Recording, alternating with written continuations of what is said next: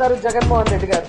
ఆయన కాళ్ళు గడిగి చంద్రబాబు నాయుడు పవన్ కళ్యాణ్ నెత్తి మీద చల్లుకోవాలి. ఆయన కాళ్ళు గడిగి చంద్రబాబు నాయుడు పవన్ కళ్యాణ్ నెత్తి మీద చల్లుకోవాలి. నీకు అంత ఆశగా ఉంటే మీ జగనన్న కాళ్ళు నువ్వు కడిగి మీ ఇంటి సింటెక్స్ లో ఆ నీళ్ళని కలిపి రోజు సంవత్సరం పొడుగునా నువ్వు చల్లుకో. సిబిఐ క్లీన్ చిట్ ఇస్తా ఉంది. క్లీన్ చిట్ ఇచ్చిందని క్లీన్ చీట్ చేస్తా ఉన్నారు ఆంధ్ర ప్రజల్ని.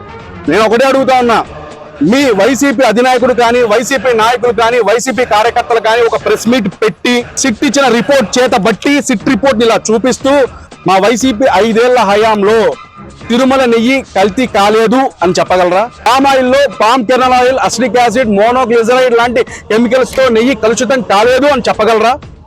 68 లక్షల కేజీల నెయ్యి కానీ నకిలీ నెయ్యి సరఫరా చేయలేదు అని చెప్పగలరా? ఆ నకిలీ నెయ్యితో 20 కోట్ల లడ్డూలు తయారు చేయలేదు అని చెప్పగలరా?